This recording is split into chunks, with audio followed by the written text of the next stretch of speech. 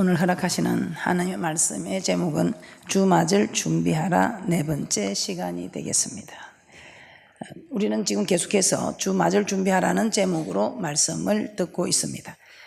지난 시간에는 세 번째 시간으로 예수님이 다시 오실 때는 노아의 때와 같다고 하였습니다. 그러므로 첫째 육신적인 삶을 버려야 하며 두 번째 하나님의 말씀을 깨달아야 한다고 하였습니다. 세 번째, 심판이 있음을 분명히 알고 준비하는 삶을 살아야 한다고 알게 되었습니다. 오늘은 네 번째 시간으로 예수님께서 말씀하신 열 처녀 비유를 통해서 어떻게 주맞을 준비를 해야 하는지 계속해서 알아보도록 하겠습니다. 첫째, 등불을 계속 밝혀야 합니다. 첫째, 등불을 계속 밝혀야 합니다. 본문에서 예수님은 그때에 천국은 마치 등을 들고 신랑을 맞으러 나간 열 처녀와 같다고 하였습니다. 자, 여기서 그때는 마태복음 24장에 예수님께서 구름을 타고 다시 오시는 그때를 말합니다. 주님께서 이 땅에 오셔서 알곡과 쭉정이를 고르는 다시 오시는 그때를 말씀하고 있습니다. 예수님께서 다시 오시는 때에 이 땅에 신랑을 맞으러 나가면서 등은 준비했습니다. 그러나 기름을 준비하지 않은 미련한 다섯 처녀와 같은 사람들이 있고 또 등과 그릇에 기름을 담아 함께 들고 간 슬기로운 다섯 처녀와 같은 사람들이 있다는 것입니다. 예수님은 이 비유를 말씀하시면서 밤중에 신랑이 드디어 오자 다 졸며 잘세. 신랑이 온다는 소리를 듣고 일어나 신랑을 맞으러 갑니다. 다 신랑이 드디어 오므로 졸며 자다가 신랑이 온다는 소리를 듣고 일어나 신랑을 맞으러 갑니다. 그런데 기름을 준비하지 않은 다섯 처녀는 등불이 꺼져 갔다고 하였습니다.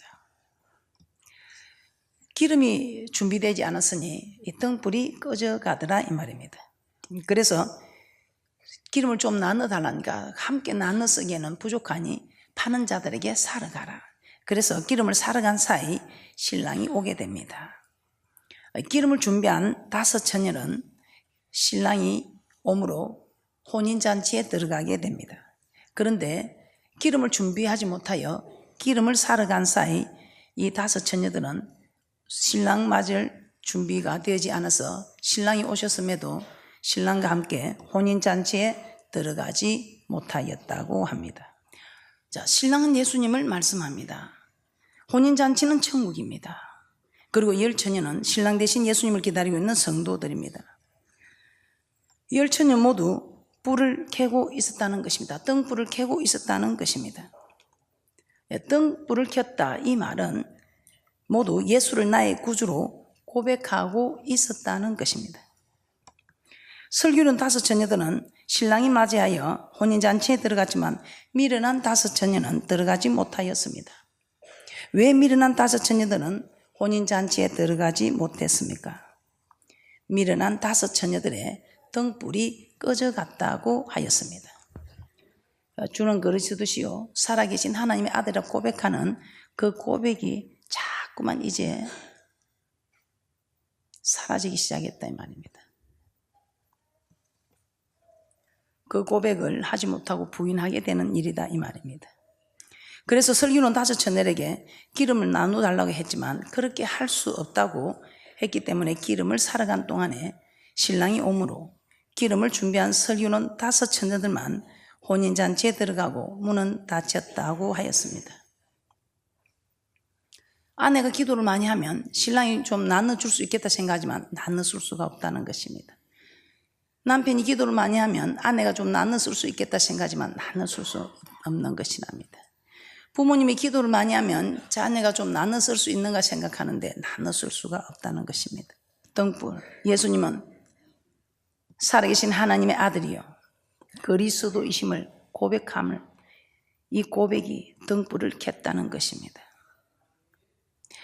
예수 신랑을 만나기 위해서는 반드시 이 등불을 켜고 있어야 됩니다. 이 고백이 있어야 된다 이 말입니다. 이 고백을 놓치지 않고 이 고백을 그대로 간직하고 예수님을 시인할 수 있어야 한다 이 말입니다. 어떤 상황에서도 예수님은 살아계신 하나님의 아들이요 그리스도시라고 시인할 수 있어야 한다는 것입니다. 그러나 등불이 꺼져가면 신랑을 맞이할 수 없다는 것은 예수를 시인하지 못하고 부인하게 된다는 것입니다. 이렇게 부인하게 되면 예수님을 만날 수 없게 된다는 것입니다. 그래서 예수님은 누구든지 사람 앞에서 나를 시인하면 나도 하늘에 계신 내 아버지 앞에서 저를 시인할 것이요 누구든지 사람 앞에서 나를 부인하면 나도 하늘에 계신 내 아버지 앞에서 저를 부인하리라. 마태복음 10장 32절에서 33절에 그렇게 말씀하고 있습니다. 그러면 우리는 어떤 상황 속에서도 어떤 핍박과 환난 속에서도 예수를 나의 주로 시인해야 하며 고백해야 한다는 것입니다. 그런데 예수님께서 다시 오시기 전에 이 땅에는 환난이 있을 것이라고 하였습니다. 예수님께서 다시 오시기 전에 이 땅에는 환난이 있을 것이라고 하셨습니다. 자, 그리고 그 환난의 날에는 사람들이 예수 믿는 자들을 죽일 것이며 또 모든 민족에게 미움을 받고 많은 사람이 시험에 빠져 서로 잡아주고 서로 미워하며 거짓 선지자가 많이 일어나 많은 사람을 미혹하고 불법이 성함으로 많은 사람의 사랑이 식어지리라고 하였습니다.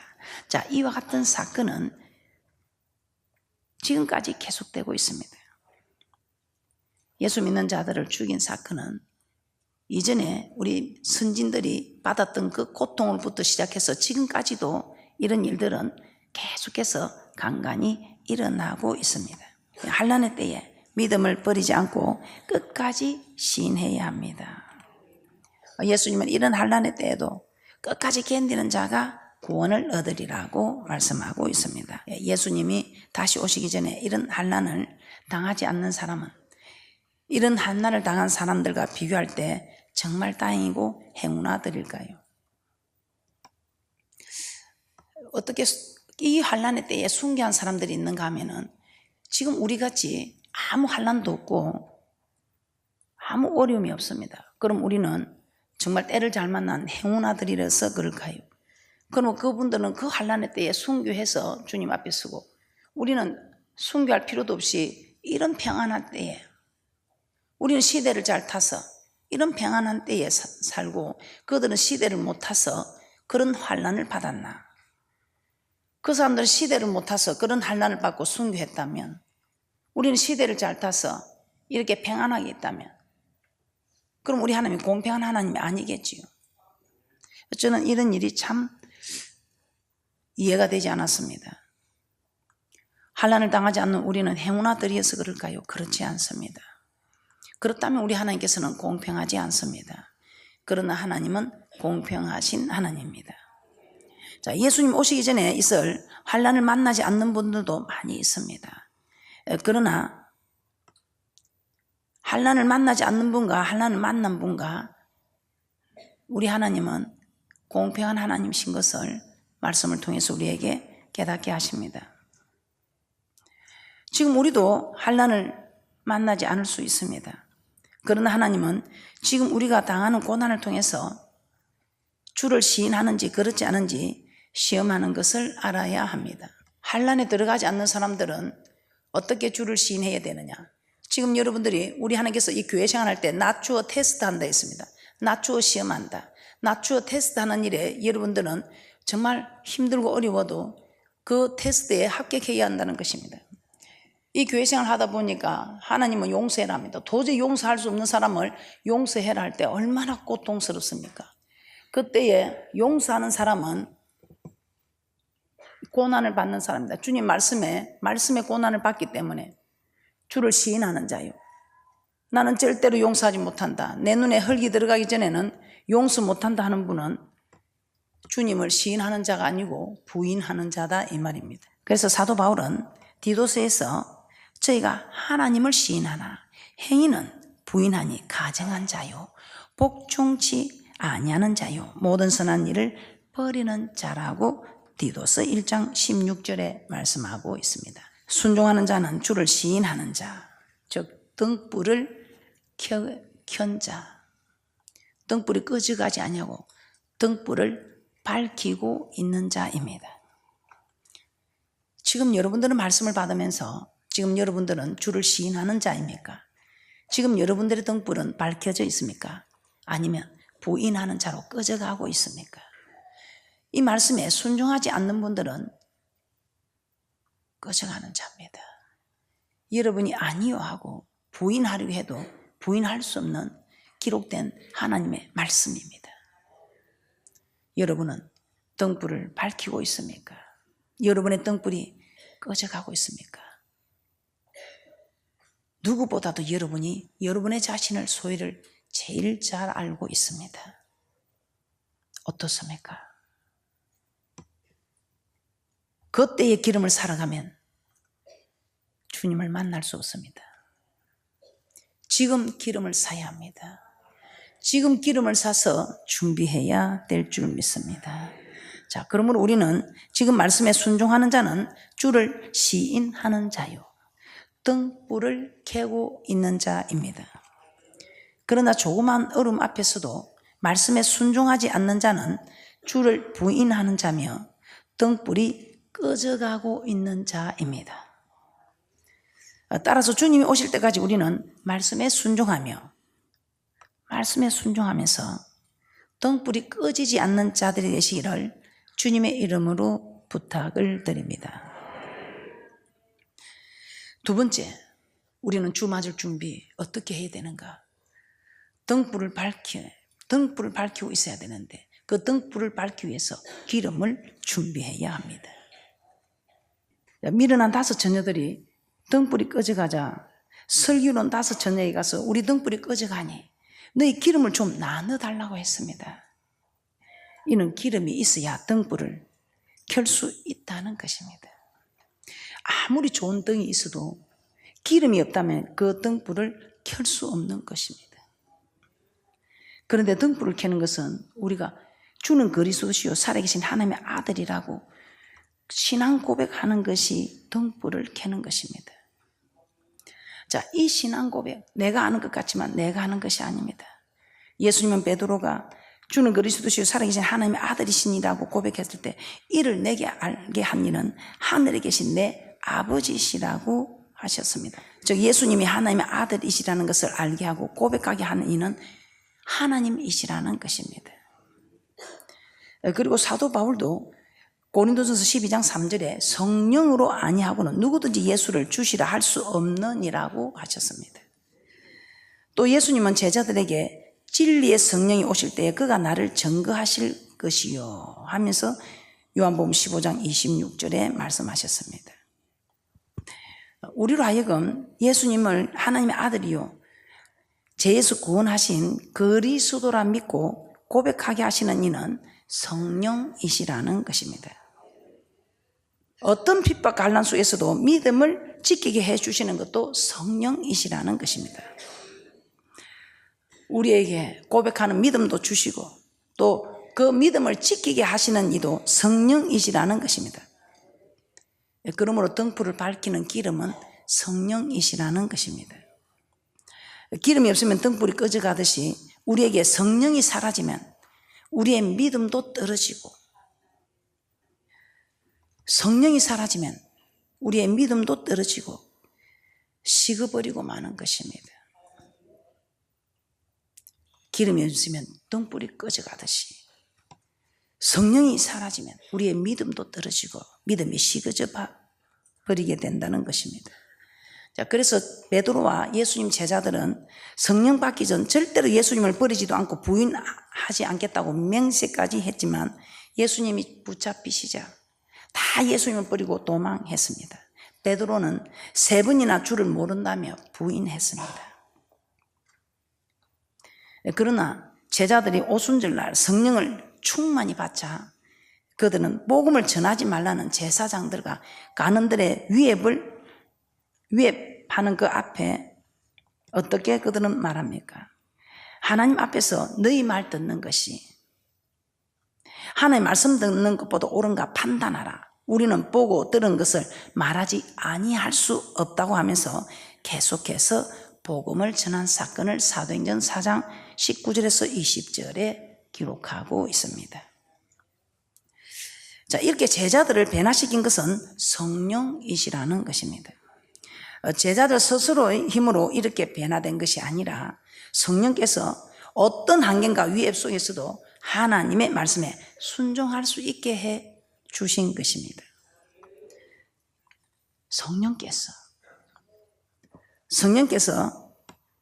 제자들이 이렇게 할 수 있도록 해 주신 것이다 이 말입니다. 부인한 그들이 스스로의 힘으로 이렇게 변화된 것이 아니라 성령께서 어떤 환경과 위협 속에서도 하나님의 말씀을 지킬 수 있도록 해 주셨다 이 말입니다. 그리고 하늘로 승천하시기 전에도 오직 성령이 너에게 임하시면 너희가 권능을 받고 예루살렘과 온 유대와 사마리아 땅끝까지 이르러 내 증인이 되리라고 사도행전 1장 8절에 말씀하고 있습니다. 성령께서 제자들에게 권능을 주고 예수님의 증인이 되게 해 주신다는 것입니다. 성령께서 권능을 주고 예수님의 증인이 되게 해 주신다는 것입니다. 그러므로 우리는 성령으로 충만해야 합니다. 이 말은 즉 늘 기름이 준비되어 있어야 한다는 것입니다. 그런데 우리는 언제 성령으로 충만해질 수 있을까요? 예수님은 누가복음 11장 13절에 너희가 악할지라도 좋은 것을 자식에게 줄 알거든 하물며 너희 전부께서 구하는 자에게 성령을 주시지 않겠느냐고 하셨습니다. 그리고 제자들이 마음을 같이하여 전혀 기도에 힘썼을 때 오순절날 그들에게 성령께서 충만하게 임한 사건을 사도행전 2장 1절에서부터 4절에 기록하고 있습니다.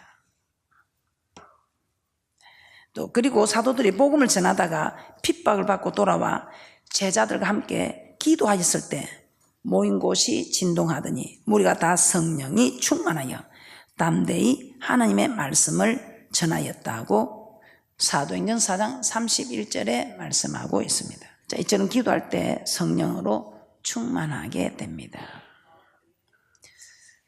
그러므로 쉬지 말고 기도하여 늘 기름이 준비되어 있기를 주님의 이름으로 부탁을 드립니다. 그래서 기름을 준비하기 위해서는 어떻게 해야 되는가? 셋째, 깨어 있어야 합니다. 예수님 열주 비유를 말씀하시는 마지막으로 그런즉 깨어 있으라. 너희는 그 날과 그 시를 알지 못하느니라. 그 날과 그 시를 알지 못하기 때문에 깨어 있으라는 것입니다. 예수님은 신랑을 맞이하기 위해서 처녀들은 등불을 켜고 있어야 하며 그 등불을 계속해서 켜기 위해서는 기름을 준비해야 한다고 하였습니다. 자, 그런데 여기서 신랑은 다시 오시는 예수님이라고 말씀을 드렸습니다. 처녀들은 성도들입니다. 그리고 등불은 예수님을 나의 구주로 고백하는 성도의 믿음입니다. 자, 이 믿음을 주고 또 지키는 것은 성령이시라고 했습니다. 주는 그리스도시요 살아계신 하나님의 아들을 고백하게 하는 것도 성령이시요 또 담대하게 말씀을 전할 수 있고 말씀에 순종할 수 있게 하는 것도 성령님이시라는 것입니다. 자, 그리고 이 성령님은 어떨 때 우리에게 임하신다고 했습니까? 이 성령은 기도할 때 우리에게 임하십니다. 계속 기도하면 충만하게 임하십니다. 그러므로 깨어있으라는 것은 깨어있으라 이 말은 기도하는 것을 쉬거나 멈추지 말라는 것입니다. 기도하는 일을 쉬거나 멈추지 말라는 뜻입니다. 한번 성령으로 충만했다 해서 계속 성령 충만이 유지되는 것은 아니다 이 말입니다. 제자들도 오순절날 성령으로 충만함을 받았지만 나중에 핍박을 받을 때에 다시 기도하여 성령으로 충만해진 것을 볼 수 있습니다. 그러므로 성령의 충만을 계속 유지하기 위해서는 계속 기도해야 한다 이 말입니다. 왜 기도를 쉬면 되지 않는가? 그 이유는 우리의 대적 마귀는 우는 사자같이 두루다니며 삼킬 자를 찾는다고 하였습니다. 틈만 보이면 우리를 공격하여 잡아먹으려고 한다는 것입니다. 그 예가 다윗은 하나님의 모든 말씀을 지킨 정말 하나님 앞에 합한 자, 바세바 남편 우리아 죽인 사건 외에는 정말 하나님 앞에 정직히 행한 하나님 마음에 합한 자라 했습니다. 그런 다윗이 왜 밧세바를 범하게 됩니까?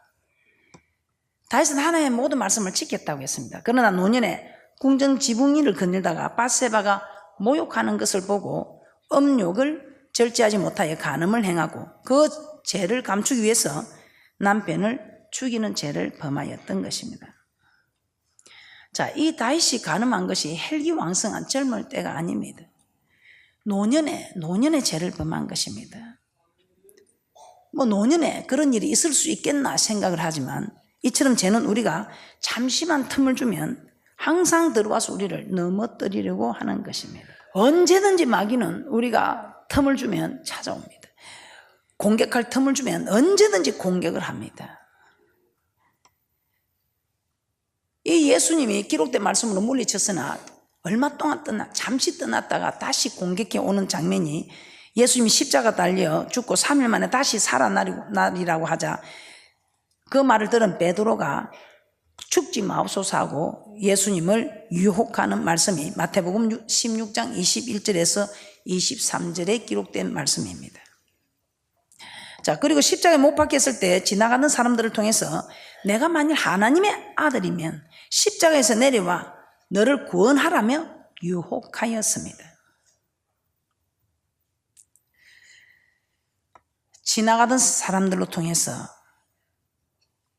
마귀는 유혹한 것입니다. 예수님이 죽으실 때까지 유혹을 했습니다.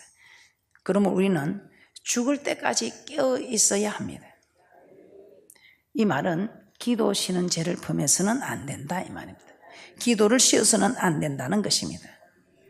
기도하기를 쉬는 순간 성령은 소멸되기 시작합니다. 자, 이 성령이 소멸되면 내 힘과 능력으로 믿음을 지킬 수 없습니다.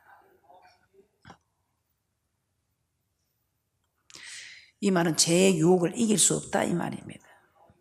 믿음을 배반하게 된다는 것입니다. 그러면 우리는 깨어서 기도해야 하는 것입니다.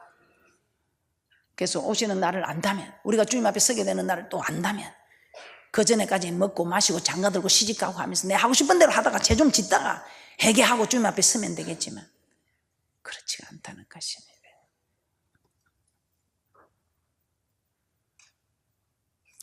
결론입니다. 다시 오시는 주님을 만나기 위해서는 항상 등불을 켜고 있어야 합니다. 어떤 상황과 환경 속에서도 믿음을 지켜야 한다는 것입니다. 이 사람이 주를 시인하는 자입니다.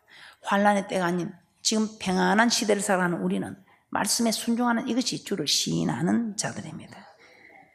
그리고 주를 시인하기 위해서는 기름을 준비해야 합니다. 이 기름이 우리의 믿음을 지켜주고 성령으로 충만하게 해준다는 것입니다. 그리고 깨어 있어야 합니다. 이는 기도하는 일을 멈추거나 쉬어서는 아니 된다는 것입니다.